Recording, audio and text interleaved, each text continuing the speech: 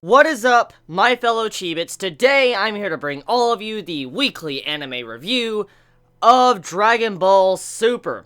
So, this review, as you can already see, is out on a Monday instead of a Sunday. The reason for this is because we didn't really have any translation of Dragon Ball Super until very late last night. So when I saw it come out around like 11 to 12 o'clock at night, I was like, nope, I'm not going to do it. I'm just going to wait until Monday. And so that's kind of why it is here on a Monday. So there's my explanation for that.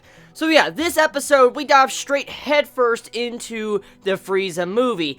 And I gotta be honest here.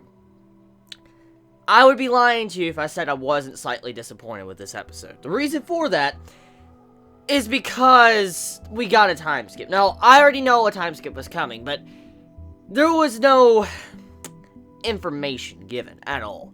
I hope we have a flashback. It's not said and done GG yet, because there is a possibility Toei Animation, when there comes to certain conversations in the future, we might get a flashback. So, hopefully we get something like that, because there is still a possibility for that. But I have to say, it was a wasted opportunity on Toei's part for Dragon Ball Super to kind of give more information about, you know, Super Saiyan Blue along with Frieza's training. I just hope we get a flashback, because for them to be adding Ginyu with, you know, last week's episode, I do hope they try to dive into that, because, I mean, hey, if Toei Animation wants to add slow pacing or filler, they could do something like that as well to add more content and allow us DBZ fans and Dragon Ball Super fans to enjoy this even more if we got more information on these different, you know, transformations. So, I want to just get off of that, because for now, we don't have any information. It looked like we got some hints at it with Goku and Vegeta punching each other, but for that, that's pretty much all we got. So, I hope we do get more information very soon. So, the majority of this episode, actually, it is roughly the exact same as the movie was, except there's one huge key difference from the movie, which I am going to point out. Toguma, I think that's how you say his name, Toguma that, you know, we got to see shot in this episode. He was shot by Frieza through the arms and legs. Well, he was supposed to actually die. Yeah, he was supposed to die. In the movie, he got shot and he flew out into space, and that was just done. He was dead.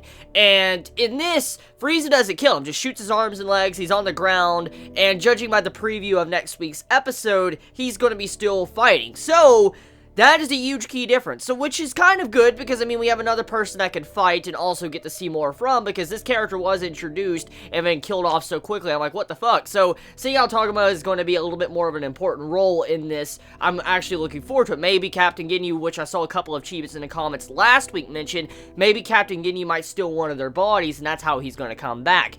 But, for now, though, there wasn't really much so to say different. I mean, even somewhat the introduction of Jocko, the patrolman, he was roughly the same. I mean, the only thing really different was Trunks and Goten messing around with his ship, but everything else was pretty much the same when it came to that as well. So not much to really comment on. Hopefully we get to see some little bit of differences between this upcoming arc. Now, in terms of animation-wise, before I end this review, I have to say, animation for this arc has been rather on point. Like, I have to give compliments to Toei Animation. Yes, I'm complimenting Toei Animation. I have to give them compliments, because when it comes to this arc, especially with last week's episode and this episode, the animation has been a lot better than, you know, the previous arcs of Dragon Ball Super. So Toei's really going headfirst into this arc, and they're really wanting to make it actually look good, because did you see the art animation on Frieza? That looks so fucking amazing.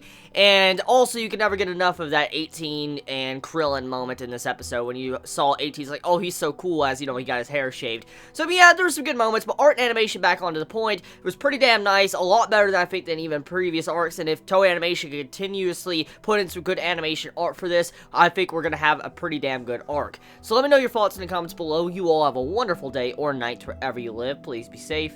Chibi out.